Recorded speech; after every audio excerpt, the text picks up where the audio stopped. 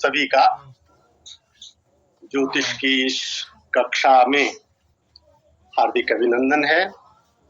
और आज हमारा विषय है वो पिछली कक्षा में जो विषय हमने पढ़ा था उसी को कुछ आगे बढ़ाएंगे और प्रयास रहेगा कि ये विषय आज पूर्ण होए। हमने संकल्प वाचन की बात की थी और संकल्प वाचन में काल गणना एक प्रमुख हिस्सा है। हमने ये स्पष्ट किया था संकल्प वाचन में हमारी तीन बातें हैं, तीन अभिज्ञाएं हैं, तीन पहचाने हैं जिनके माध्यम से हम अपने को व्यक्त करते हैं, अपनी पहचान देते हैं, अपनी आइडेंटिटी को स्पष्ट करते हैं और तब अपने इष्ट के सामने, परमेष्टि के सामने, परमात्मा के सामने अपने आप को शुभ कार्य के प्रति संयोजित करते हैं और उसकी सफलता, संपन्नता, निर्विघ्नता के लिए वांछा स्पष्ट करते हैं। ये तो संकल्प वाचन का प्रमुख उद्देश्य और एक विधा कह सकते हैं वो है। हमने तीन बातें जो बताई थी, तीन अभिज्ञाएं जो बताई थी, वो पहली तो यही है कि मैं जो भी मैं हूं वो आज इस वक्त काल गणना के क्रम से कहां पर हूं, वह जो मैं वहां पर हूं। काल गणना क्रम से मैं वह जो वहां पर हूं, कहां पर हूं वो व्यक्त करना होता है।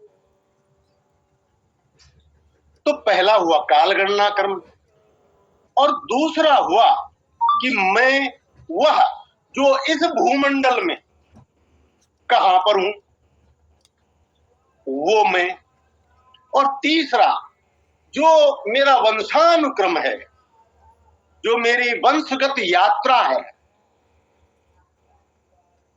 जो वो उस वंशानुक्रम में मैं कहां हूं। और ए प्रभु, इन तीन अभिज्ञाओं के साथ मैं जो हूं, मैं ये कार्य कर रहा हूं। वो कार्य कौन है?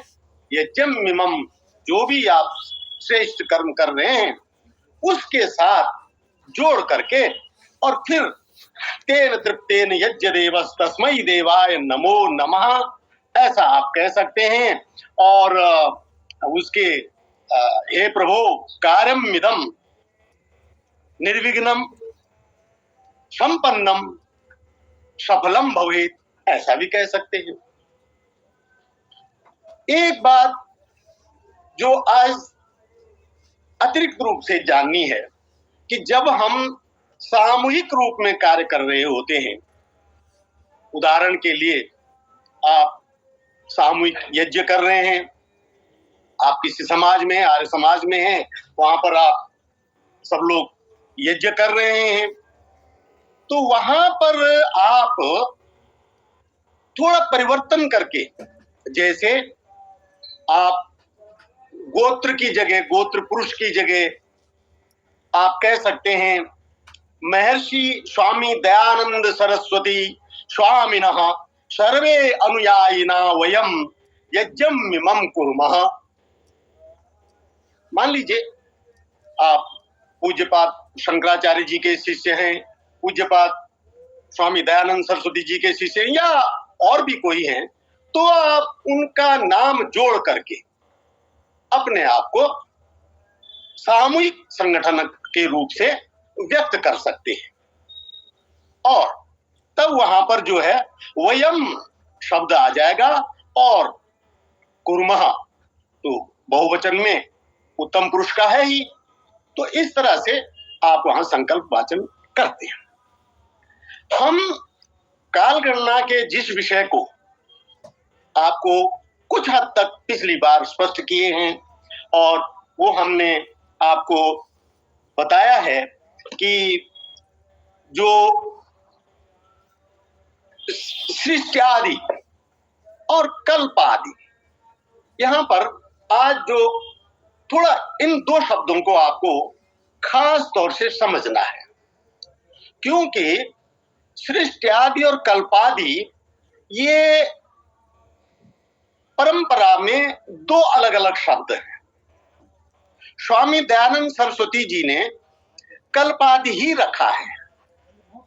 उनकी गणना में सृष्टि आदि और कल्पादि एक ही है, चाहे आप उसको सृष्टि आदि बोले और चाहे उसको आप कल्पादि बोले। लेकिन परंपरा में अन्य साधु सत्पुरुष और जो सिद्धांत पुरुष हुए हैं, गणनाकार हुए हैं, ज्योतिषाचार्य हुए हैं, उन्होंने सृष्टि गणना को अलग रखा है और कल्प गणना को अलग रखा है। अब जो सृष्टि आदि गणना है उसमें और कल्प गणना में क्या भेद है, वो थोड़ा समझने की यहाँ पर बात है। तो सूर्य सिद्धांत में, और ये है मेरा जो है पहले ही अध्याय का 24वां श्लोक है। सूर्य सिद्धांत कहता है, ग्रहक्ष दैव दैत्यादि सृजतो अस्य चराचरम। ग्रह अर्क्ष दैव दैत्यादि, अर्क्ष कहते हैं नक्षत्र को, ग्रह नक्षत्र दैव दैत्यादि चर अचर जगत जो जितना भी है वो चराचरम सृजतो अस्य वेदसो ब्रह्मा रचयिता के द्वारा जब इन सब को ग्रह नक्षत्र चर अचर पिंडों को जब बना लिया गया तो उसमें दिया है कि कृतात्रिवेदा दिव्याब्दा सतज्ञा वेदशो गताः। जो ब्रह्मा है उनको उन ग्रह नक्षत्र आदि की जो रचना है उसको बनाने में कितना वर्ष लगा, तो सतज्ञा दिव्याब्दा कृतात्रिवेदा 474 दिव्य अवदा, दिव्य वर्ष इस पर लगे। और इस 474 को यानी 47,400 ये दिव्य वर्ष हुए। अब यहीं पर एक नया शब्द आपको मिल गया, ये हमने पहले भी थोड़ा आपको स्पष्ट किया है कि जो दिव्य वर्ष है ये देव वर्ष, ये मानव वर्षों से 360 गुणा 300 जो दिव्य वर्ष से मानव वर्ष 360 गुणा गिनती में अधिक आते हैं।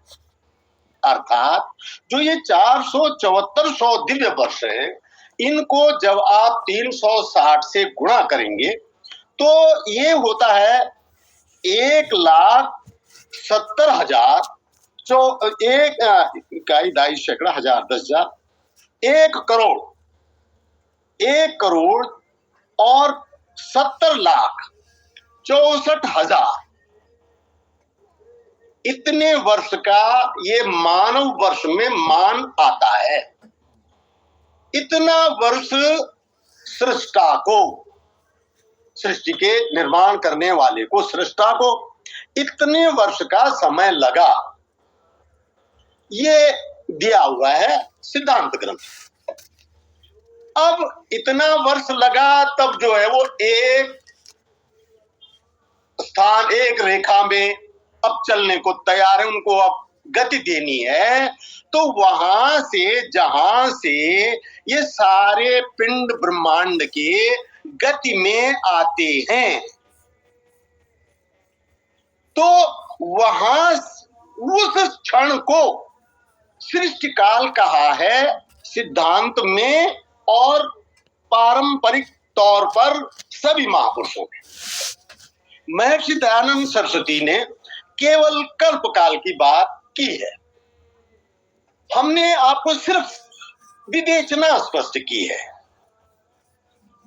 क्योंकि वो जानना आवश्यक है।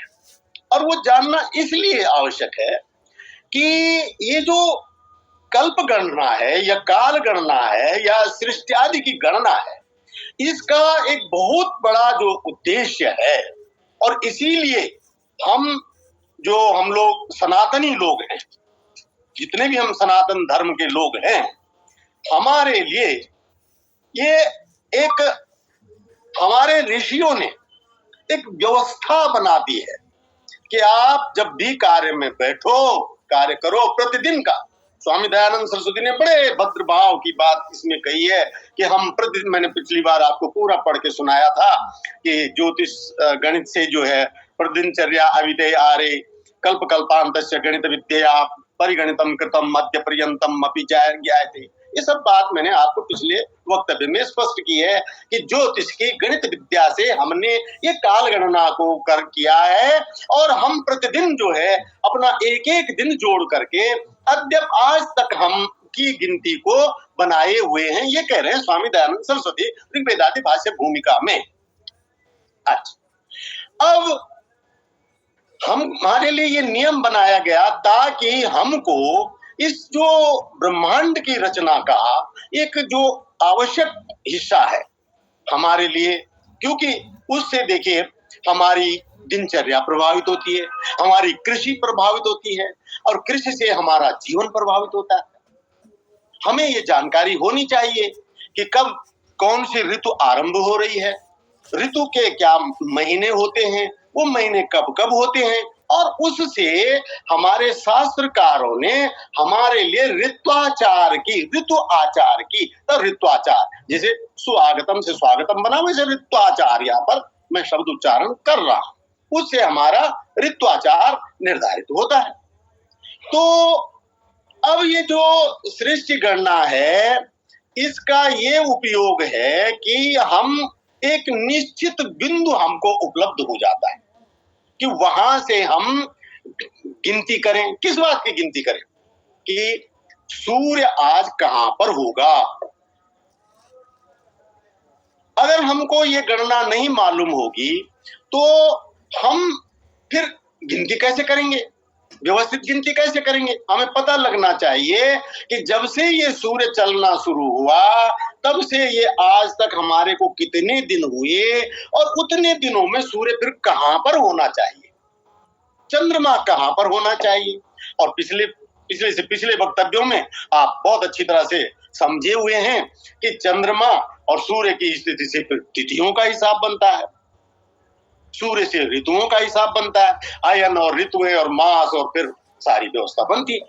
तो ये जो हमारे लिए व्यवस्था रखी गई है कि काल गणना के द्वारा हम जो है ये स्थितियों को जानते हैं, तो इन स्थितियों को जानने के लिए एक विशेष शब्द दिया गया है, और आपको वो शब्द भी आज जानना है। हमने पहले भी जिक्र किया है, लेकिन आज उस पर थोड़ा हम और बोलेंगे। उसको कहते हैं अहरगण साधन। अहरगण, अह और गणना, जैसे अह माने दिन और उन्हों की गणना, अहरगण। अहोरात्रि में भी अह शब्द आया है, हमने जब तो अहरगणना से हम ये गिनती करते हैं कि कितने दिन हुए। तो जो गिनती की जाती है अहरगण की, ये ग्रहों की गणित के लिए, तिथ्यादि मान इत्यादि जानने के लिए ये सृष्टि से की जाती है, कल्पादि से नहीं। ये बात जानते हैं। और इसीलिए जो आपको कल्पादि की गणना बोली जाती है, आपको सृष्टि की गणना बोली जाती है, ये हमेशा गताब्द में कही जाती है।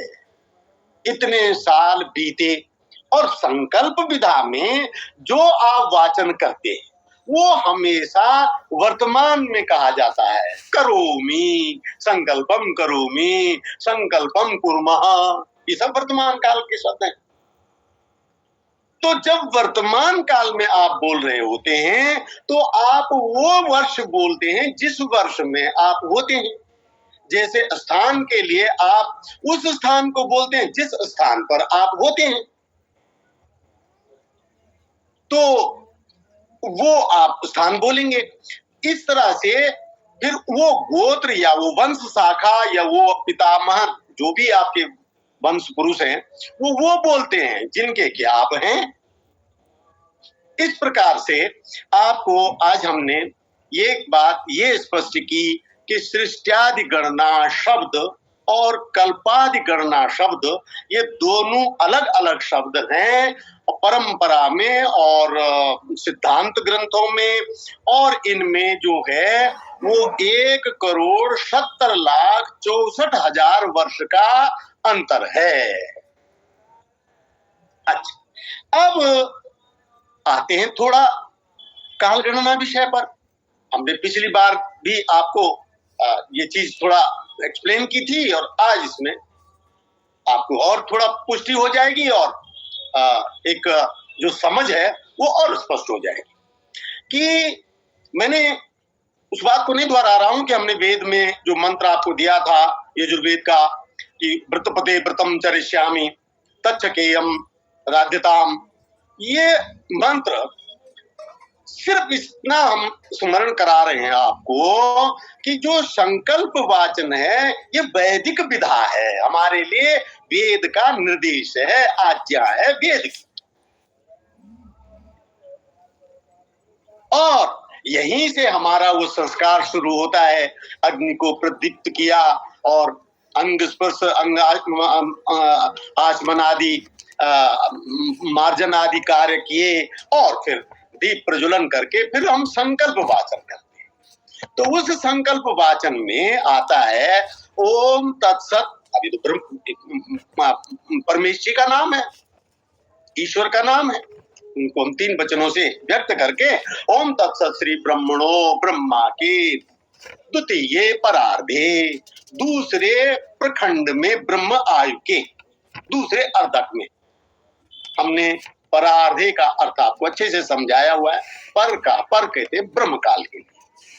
तो द्वितीय परार्धे श्री श्वेत वाराह कल्पे, तो 14 मनवंतर होते हैं और 30 कल्प होते हैं। इन 30 कल्पों पे जो ब्रह्मा की आयु के 50 वर्ष पूरे हो चुके हैं उसमें ये 51वां वर्ष चल रहा है और उस 51वें वर्ष के आप पहले दिन में हैं, तो इसलिए ये परार्धे है, पर का अर्ध का पहला दिन। और उसमें आप कहाँ हैं वो अब आगे आ रहा है। ओम तत्सत श्री ब्रह्मणो द्वितीय परार्धे श्री श्वेत वाराह कल्पे। श्वेत वाराह कल्प, एक कल्प में 30 कल्प हो गए, तो उन कल्पों में से ये पहला कल्प श्वेत वाराह कल्प है। ये सब चीज आपको हमारे जो पंचांग है उसका पृष्ठ संख्या जो 9 है वहां हमने काल गणना विस्तार दिया हुआ है और ये वहां पर आपको सब चीजें मिल जाएंगी। वो दिखा रहे हैं, आपको दिखाएंगे अभी। तो ये वहां पर आपको श्वेत वाराह कल्प की जानकारी हुई कि कुल कल्प कितने हैं ये वहां दिया हुआ है, कुल मनवंतर कितने हैं वो वहां दिया हुआ है। और इन कल्पों में जो है फिर मनवंतरों की बात आती है। एक कल्प में जो है वो 14 मनवंतर होते हैं। ये है वो पेज आपके सामने, 14 मनवंतर। और इन 14 मनवंतरों की जो समझ है वो ये है कि एक मनवंतर 71 चतुर्युगियों का होता है। युगियों युग और युगियों युग, कलयुग, द्वापर, त्रेता और सतयुग, इनकी गिनती भी बताई थी पिछली बार। संक्षेप में दोबारा से कह देते हैं, 4,32,000 वर्ष। द्वापर उसका दुगना 8,64,000, 12,96,000, 17,28,000 सतयुग को कृतयुग भी बोलते हैं, वो जो है 17,28,000 वर्ष का। इन चारों को मिला करके 43,20,000 का जो युग बनता है, इसको चतुर्युगी कहते हैं, और चतुर्युगी के अतिरिक्त इसको महायुग भी कहते हैं। ऐसे ऐसे जो चतुर्युग है वो एक मनवंतर अवधि में वो 71 होते हैं। तो 71 युगों का मनवंतर हो गया। अब ये है युगानाम सप्ततिशय का मनवंतर मिहोच्यते। युगान कृताद संख्या स्यांते संधि प्रोक्तो जलप्लवा, और इनके बीच में जो है आगे पीछे और बीच में इनकी जो है शतयुग के बराबर की जो है वो संधि अवधियां होती। अब आज एक विषय और नया जानकारी का, वो ये कि बहुत से लोग बोलते हैं कि 14 मनवंतर हैं तो 15 संधि कैसे हो जाएंगी। ये एक सवाल है लोगों का, और पता नहीं ये कई लोग हमसे बात करते हैं इस बारे में कि काल गणना में 15 संधि कही गई हैं, कैसे हो सकता है। एक दिन होगा तो ये एक संधि होगी, तो 14 में 13 संधि हो सकती हैं, 15 कैसे हो सकती हैं। वो ऐसा अपनी मति से बोलते हैं। हम भी अपनी मति से कुछ नहीं बोल रहे हैं, हम वो बोल रहे हैं जो हमें शास्त्र में सूर्य सिद्धांत में स्पष्ट किया हुआ है, और वो लिखा है कि ससंधयस्ते मनवः। बस ये चीज है समझने की। ससंधयस्ते, संधया संधि का बहुवचन, संधि संधि संधया, संधयहते संधयस्ते। तो ससंधया संधया संधियों के सहित, स्पष्ट हो गया। ससंधयस्ते मनवः, मनुओं की, मनु का भी यहाँ पर बहुवचन के कारण मनुवः बोल रहा है। तो ससंधयस्ते मनवः कल्पे गेयास चतुर्दशः, एक कल्प में, कल्प में गेया जानने योग्य है, या जानो या जाननी चाहिए। कल्पे गेया चतुर्दशः, 14 कल्पों में आपको संधि पंचदश जाननी है, ऐसा वाक्य है। और फिर लिखा है कृतः प्रमाण कल्पादौ संधि पंचदश स्मृत। कृत मैंने कहा था अभी सतयुग के लिए कृत कहा है, तो कृत प्रमाण, कृत नहीं कृत प्रमाण, प्रमाण के बराबर, प्रमाण से, किसके प्रमाण से, कृत प्रमाण से, कृत प्रमाण सतयुग के प्रमाण से, कृत प्रमाण कल्पादौ, आदि में, कल्प के आदि में, और उसके बाद कुल मिला करके। अब आप देखिए यहां पर एक नई बात आ गई आपको कि कल्प के आदि में भी एक संधि काल है। तो कृत प्रमाण है कल्पादौ संधि पंचदश स्मृत, 5, 10, 5, 10, 15 संधि कही गई है। अब जो विशेष चीज मैं आपके लिए लाया हूं वो इस चित्र को आप समझे कि इस चित्र में जो है वो पूरे 15 नहीं आ पाई हैं, लेकिन इसे आप बहुत अच्छी तरह से समझ जाएंगे कि इसमें देखिए शुरू में संधि है। सबसे पहले तो आपको ये जानना है कि लोग क्या बोलते हैं कि ये संधि ऐसी है जैसे हम दो टुकड़ों को जोड़ते हैं तो एक संधि होगी। ऐसा नहीं है। ये जैसे वो ये पूरे ऊपर वाले लिखे को स्पष्ट आने दो कि वो सोचते हैं कि बहुत से मित्र इस शंका में है कि सृष्टि गणना के लिए ली गई 15 संधियां कल्प काल के 14 मनवंतरों की हो ही कैसे सकती हैं, 13 हो सकती हैं। वे संधियों को गांठों की तरह लेते हैं, जैसे दो टुकड़े हैं, दो धागे हैं और उनके बीच में गांठ बांध दी तो एक संधि हो गई, वो ऐसा समझते हैं। ऐसा नहीं है। ये कैसा है उसके लिए सूर्य सिद्धांत मध्यमाधिकार का श्लोक 18 और 19 स्पष्ट है। तो कृत सबसे पहले जो संधि है, पहली संधि काल सबसे शुरू में वो पहला ही संधि काल है, और वो जो है एक सतयुग के बराबर का हुआ। तब मनवंतर काल शुरू हुआ और वो मनवंतर काल 71 युगों का होगा। और तब उसके बाद दूसरी संधि होगी, तब मनवंतर काल दूसरा होगा, तब तीसरी संधि काल होगा, फिर तब मनवंतर काल होगा। और इस क्रम से आप देख रहे हैं कि आगे बढ़ाते चले जाइए, और इनको सबको आप देख रहे हैं, चौथा, पांचवा, छठा, सातवां और 11वें मनवंतर होते होते आपकी 12वें संधि काल होते। अब इस तरह से आप 12वें के बाद जो है फिर संधि काल आएगा। इस तरह से बड़ी आसानी से आप समझ सकते हैं कि इन प्रकार से 14 मनवंतरों की 15 संधियां हो सकती हैं इस व्यवस्था से, और यही व्यवस्था सूर्य सिद्धांत को स्वीकार है। तो अब ये 15 संधियों की बात इस तरह से स्पष्ट हुई। अब आइए आप पेज नंबर वही कल्प गणना पर ले आइए, चतुर्युगी का जो है कि आपने कहा ओम तत्सत श्री ब्रह्मणो द्वितीय परार्धे श्री श्वेतवाराह कल्पे वैवस्वत मनवंतरे। अब यहाँ पर आप सप्तमे मनवंतरे भी बोल सकते हैं, सप्तम मनवंतर है, या वैवस्वत नाम से भी बोल सकते हैं, वैवस्वत मनवंतरे। तो वैवस्वत मन दोनों को मिलाकर बोलेंगे तो वैवस्वत मनवंतरे, और अलग अलग बोलेंगे तो वैवस्वते मनवंतरे। बड़ी स्पष्ट होगी बात। तो वैवस्वत मनवंतर में, और फिर वैवस्वत मनवंतरे, और तब आगे फिर जो है वो आपको पहले पेज में पूरा हमने मूड को दिया हुआ है, तब आपको जो है फिर संधि उसको गिनना है। अष्टाविंशतितमे कलियुगे। अब देखिए जो संधि संकल्प वाचन है उसमें आया है सप्त अष्टाविंशतितमे कलियुगे, यानी 28वें कलियुग में, कलि प्रथम चरणे, कलि कलियुग के प्रथम चरण में एको वृंदः। अब ये गणना काल आ गया। इसको एक दो बार पहले भी समझे हुए हैं, लेकिन आपका अभ्यास बन जाए। मैं ये चाहता हूं कि अगर आपने ये संकल्प वाचन को अपने आप में जोड़ दिया तो आप समझिए ये एक बहुत बड़ी उपलब्धि आपको हो गई, और इससे ये स्पष्ट हो गया कि आप ज्योतिष की जो प्रारंभिक जो स्थिति है वो आगे बढ़ने की उसमें आ गए हैं।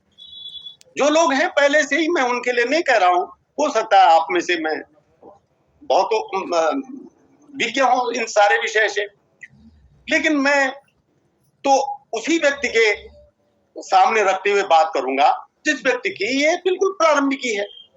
तो इस प्रारंभिकी में अगर आपने, इसलिए ये कोशिश करें, इस संकल्प वाचन को बिल्कुल कंठस्थ करें, अपने आप को परखें, देखेंगे आप कब तक, कब कितने दिन में, कितने में आप इसको याद कर सकते हैं, और बिल्कुल कंठस्थ करें। अब कोशिश करें कि जब भी आप यज्ञ करें तो आप बिना संकल्प वाचन के बिल्कुल नहीं करें, और फिर देखिए आपके वाचन में, आपके यज्ञ में, आपके व्यक्तित्व में कितना निखार आता है। हमारे लोगों की एक बहुत बड़ी कमी है कि वो इन बातों के लिए बस वो जो है आए पंडित जी, और पंडित जी ने जो बोल दिया, जैसा बोल दिया, बस वो तो वहां पर सुनने के लिए बैठे हैं बस। नहीं, आज से ऐसा नहीं होगा। आप जब संकल्प वाचन का समय आए आप खुद करें संकल्प। ऐसा नहीं कि वो बस संकल्प पढ़ा उन्होंने और बोला आपके लिए, नहीं, ऐसा बिल्कुल नहीं होना चाहिए। आप सुन रहे हैं और बस हो गई बात, आपको पता भी नहीं लग रहा है। नहीं, आप संकल्प के प्रति पूरी जागृति भाव से आगे अपने आप को चलाएं और इस संकल्प वाचन को ठीक से याद करें। तो तब उसके बाद जो है अष्टाविंशतमे कलियुगे कलि प्रथम चरणे एको वृंदः सप्तनवति कोटयः। इतना समय हो गया, 1,97,29,49,125। अब यहाँ पर आप 125 तो है गताब्द, लेकिन आप जब संकल्प वाचन करेंगे तब 126 बोलेंगे। देखिए हमने गणित का हिसाब दे रखा है, और आप बोलेंगे 126। षड्विंशत्यधिक शततमे, षड्विंशत्यधिक 26 अधिक 100 में, ऐसा आप बोलेंगे। शततमे सृष्टि, और फिर विक्रमाब्द या कोई भी जो संवत आप काल गणना के लिए, तो 81 द्विसहस्त्रतमे 2081, 81 उत्तर बीत गए द्विसहस्त्रतमे विक्रमाब्दे, और तब उसके बाद जो है आता है गणना का, वो है संवत्सर। अगले वक्तव्य में अगर आप हम देखेंगे, कुछ लोगों से पता भी करेंगे, अगर आपको ये सब ठीक लग गया और यहाँ से आगे इस विषय को दोहराने की और अधिक स्पष्ट करने की आवश्यकता नहीं हुई, तो अगले विषय में, अगले पाठ में हम जो है वो संवत्सर की गणना का विषय लेंगे और आगे बढ़ते रहेंगे। तो संवत्सर अभी जो चल रहा है वो काल युक्त नाम चल रहा है संवत्सर का। ये वारस्पत संवत्सर होते हैं और ये बृहस्पति ग्रह के गोचर के अनुसार, गोचर एक विशेष शब्द है, गोचर, ये अंग्रेजी में इसे ट्रांजिट बोलते हैं। गो माने आसमान, चर माने चलने का। आसमान में बृहस्पति आज कहाँ है, उसके माध्यम से देखिए ये ज्योतिष से किस तरह जुड़ी हुई है हमारी काल गणना, ये आप सबको ध्यान में रहनी चाहिए बात। तो वो बृहस्पति के गोचर से आप काल गणना को, काल युक्त संवत्सर को जानते हैं। ये हम अगले वक्तव्यों में आपको पूरा गणित पूर्वक समझाएंगे, आपको खुद आ जाएगा। काल युक्त संवत्सर हम बोल रहे हैं तो क्यों बोल रहे हैं, ये आना चाहिए आप। अब काल युक्त संवत्सरे अस्मिन श्री सूर्य दक्षिणायणी या उत्तरायणी जहां भी है, तब वो अयन की बात आ गई। श्री सूर्य उत्तरायणी या श्री सूर्य आजकल है तो दक्षिणायन में सूर्य, सूर्य के दो अयन हो गए। यहां पर थोड़ा सा मैं जो विषय से थोड़ा, लेकिन आपको स्पष्ट करने के लिए कि सूर्य जो है दो अयनों में होता है क्रांति वृत्त में, या तो होता है वो उत्तरायण में और ये होता है दक्षिणायन में। और ये अयन शब्द का अर्थ होता है मार्ग। महर्षि वाल्मीकि ने रामायण शब्द दिया है, वो इसीलिए दिया है। रामायण राम के व्यक्तित्व, राम के कृतित्व को जानने का जो मार्ग है, राम की तरफ जाने वाला जो मार्ग है, रामायण। आर्षायण हमने अपने ट्रस्ट का नाम दिया आर्षायण, वेद की तरफ चलो। तो उत्तरायण उत्तर की तरफ चलता हुआ, दक्षिणायन दक्षिण की तरफ चलता हुआ। तो एक शब्द है परम क्रांति। जब आगे ज्योतिष में हम गणित में बढ़ेंगे तो वहां देखेंगे आप ये शब्द आएंगे, लेकिन मैं कुछ कुछ शब्दों को पहले से इसलिए भी बोलता हूं कि वो एक आधार भूमि आपके मस्तिष्क में बनती रहे। एक शब्द जब एक बार, दो बार, तीन बार किसी प्रकरण में आता है तो स्मरणा बनती है, स्मरणा, मेमोरी, याददाश्त बनती है, आपकी पहचान बनती है उन शब्दों से। तो वो परम क्रांति एक शब्द है। उस परम क्रांति के बिंदु पर उत्तरायण होता है और उस परम क्रांति के बिंदु पर दक्षिणायन होता है। अब ये कैसे होता है वो फिर वो गणित के विषय में हम आपको स्पष्ट करेंगे इन चीजों को। लेकिन उत्तरायणे, अब उत्तरायण सूर्य का मार्ग बताता है, ये भी फिर ज्योतिष की बात आ गई। अगर आपको ज्योतिष नहीं होगा, आपको पता नहीं होगा, मान लीजिए देखिए वैसे तो वर्ष के बाकी दिनों में तो आपको दक्षिणायन उत्तरायण का पता है, जो पंचांग में लिखा है वो है।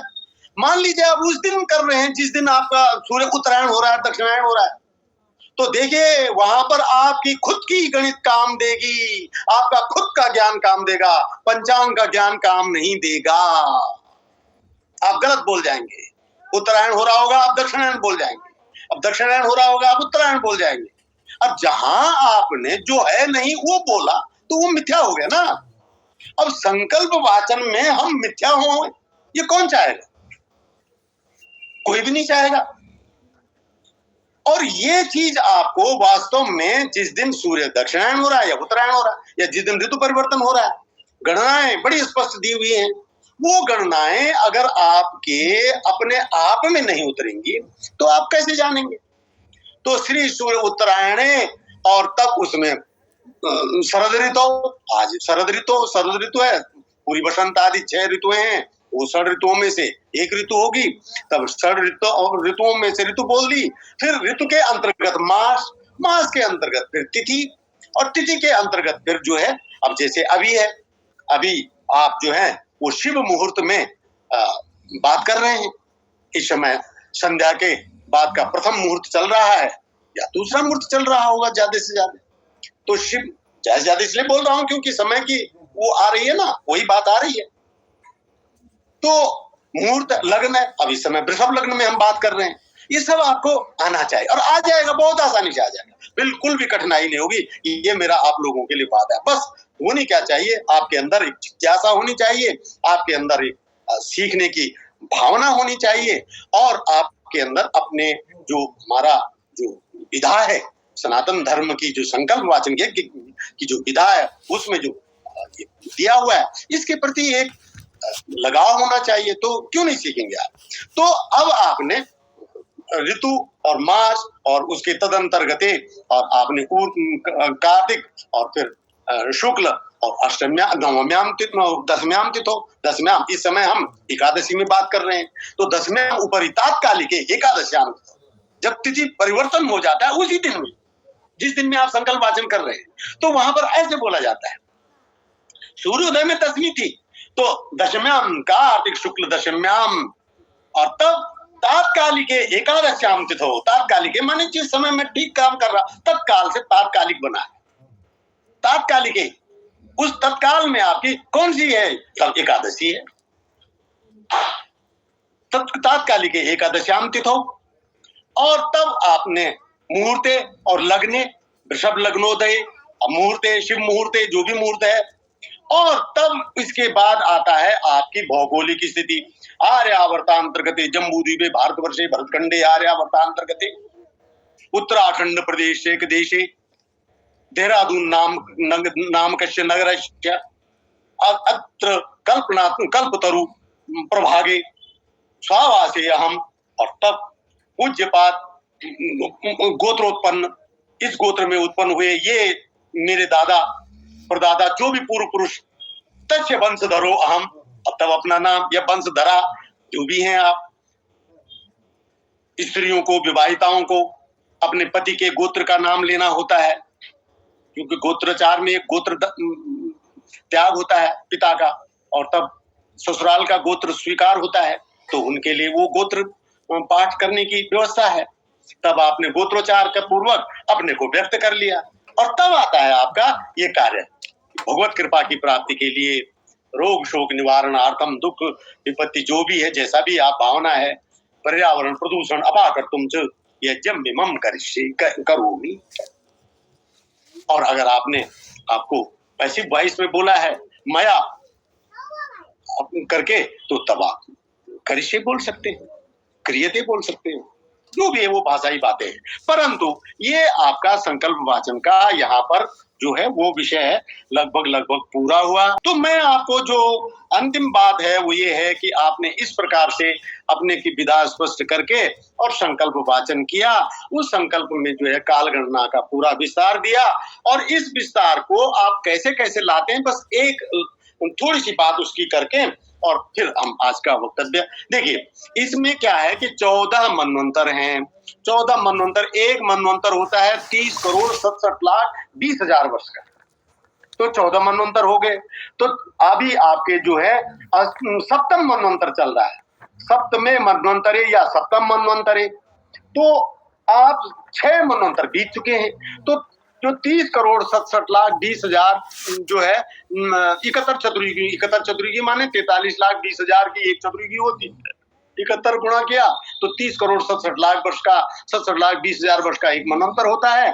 फिर ऐसे ऐसे आपके 6 मनवंतर आ गए, फिर उसके बाद आपके संधिकाल आ गए, वो 7 संधिकाल आपने, एक संधिकाल आपने, आपको पता है कि वो उसके बराबर होता है एक संधिकाल सतयुग के बराबर, तो वो सतयुग की अवधि देखिए 17,28,000 है, उसको 7 से गुणा करा, तब ये जो आ गया वो आ गया आपका 1,20,96,000 वर्ष आ गया। और ये आप फिर उसके बाद ये 28वां कलयुग चल रहा है, तो स्वाभाविक बात है कि 27 चतुर्युग आपके पूरे हो चुके हैं। 27 महायुगों का पूरा समय गुणा कर लिया तो आपका ये आ गया 66,40,000 11,66,40,000 वर्ष। और उसके बाद फिर 28वें महायुग के 3 युग, वो आपके 3 युग हुए, सतयुग, त्रेता और द्वापर, ये पूरे हुए, ये 38,88,000 वर्ष। और फिर आपका ये जो वर्तमान कलयुग है, एक बात आपको और मैं, हाँ चलिए इसको पूरा कर दें, तो ये 5125। अब ये सबका जोड़ जो है, ये जब हमने सबका जोड़ करा तो 6 मनवंतर का भी जोड़ ले लिया, 7 संधिकाल का भी ले लिया, 27 चतुर्युग का भी ले लिया, 28वें महायुग के आदि के 3 युगों का भी ले लिया, और तब वर्तमान कलयुग के 5125 वर्ष भी ले लिए। इसका सब जोड़ किया तो ये जोड़ आया 1,97,29,49,125। अब ये हुआ गत वर्ष।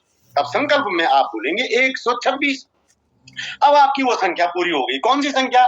ओम तत्सत श्री ब्रह्मणो द्वितीय परार्धे श्री श्वेत वाराह कल्पे वैवस्वत मन्वंतरे अष्टाविंशतितमे कलयुगे कलि प्रथम चरणे एको वृंदा सप्तनवति कोटया एकोन त्रिंशत् लक्षाणि एकोन पंचाशत सहस्राणि षड्विंशत्यधिक शततमे सृष्टि।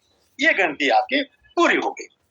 एक अतिरिक्त बात जो बहुत आपको जानना चाहिए कि बहुत बातें होती हैं इस विषय में, 1 अरब 97 करोड़, 1 अरब 96 करोड़, 1 अरब 97 करोड़, 1 अरब 96 करोड़, बहुत सारी बातें होती हैं। मैं यहाँ पर उस विषय को बिल्कुल भी नहीं कुछ उस पर कह रहा हूँ, पर मैं आपको इस विषय में 2-3 बातें बड़ा स्पष्ट करना चाहता हूँ कि स्वामी जी ने भी ऋग्वेद आदि भाष्य भूमिका में ये लिखा हुआ है कि यही इतिहास आज पर्यंत सब आर्यवर्त देश में एक साथ बरत रहा है और सब पुस्तकों में ये जो गणना का हिसाब है वो एक जैसा लिखा हुआ है, सब एक ही प्रकार का हो माना जाता है। इसमें किसी प्रकार का जो है विषयांतर नहीं है, कोई इसमें कुछ भी अंतर नहीं कर सकते। उन्होंने भी ये लिखा है। और हमारे जो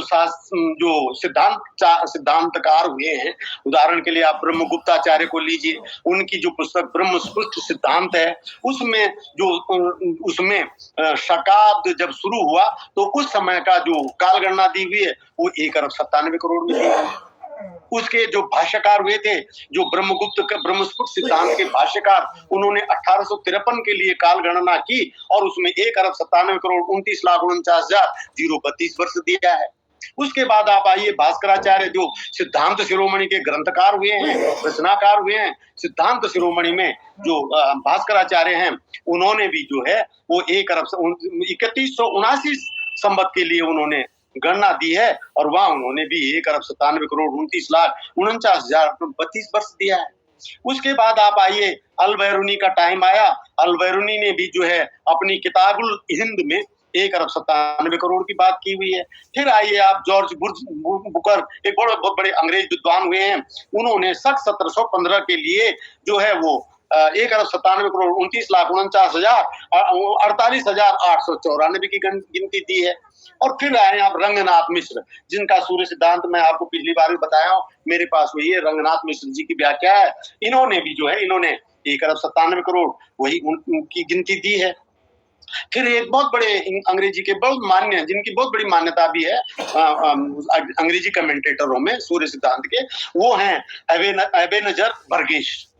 उन्होंने भी जो है 1-1-1860 के लिए गणना की है, 1-1-1860 के लिए उन्होंने काल गणना की है और उन्होंने उसमें 1 अरब 97 करोड़ 29,49,000 जो है 48,960 वर्ष दी है।